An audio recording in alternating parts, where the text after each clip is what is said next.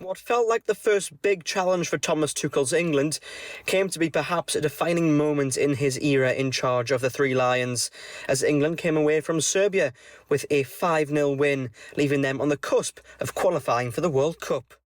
So far under Thomas Tuchel, England have been winning, but they haven't been exciting. The disconnect that was felt towards the end of the Gareth Southgate reign, despite his side reaching the final of Euro 2024, seemingly continued under Tuchel, but then in Belgrade a real change was there for all to see.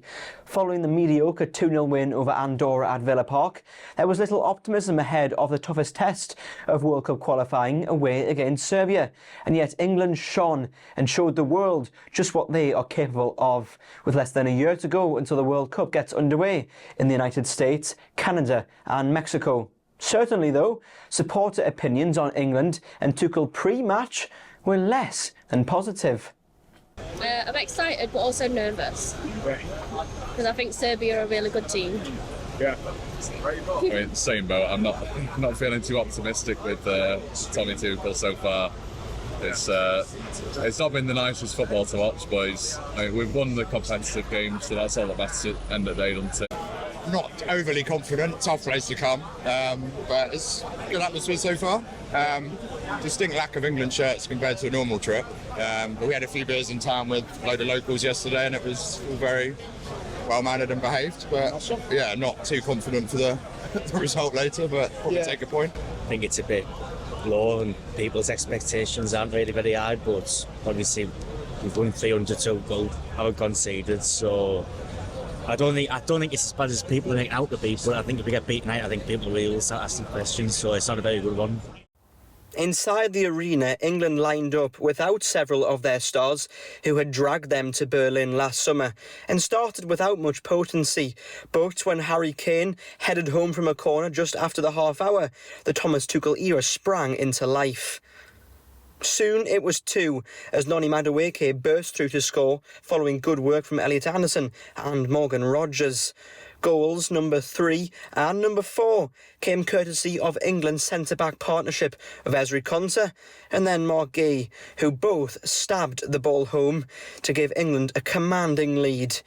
As the end approached, Ollie Watkins was brought down in the box and after a VAR intervention, a penalty was awarded, which was subsequently dispatched by Marcus Rashford, leaving Thomas Tuchel pleased with proceedings in Belgrade, although he insisted that even this performance was not perfect in his eyes.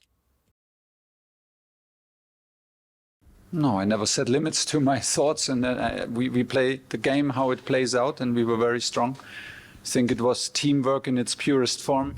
We helped each other out. We had the right intensity in the right moments. We put the work in to not allow one shot on target for a strong home team. And if you want to do this, you need to support each other. You need to play disciplined and keep the intensity up. This is what we did, and players did excellent, so full credit to the team. We had, I told you before, we had a brilliant week from start to finish, and this was the proof of it. But for today, it was a very, very good performance. I just can repeat myself, we had a brilliant week, and I told you yesterday, I see what I see and I feel what I feel.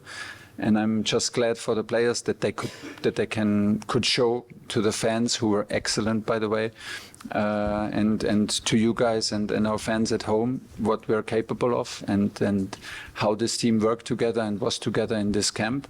That's what I'm most happy for, and yeah, it was a very good performance with a perfect result. This felt like the moment that Thomas Tuchel got a grip of England in terms of how he wants them to play.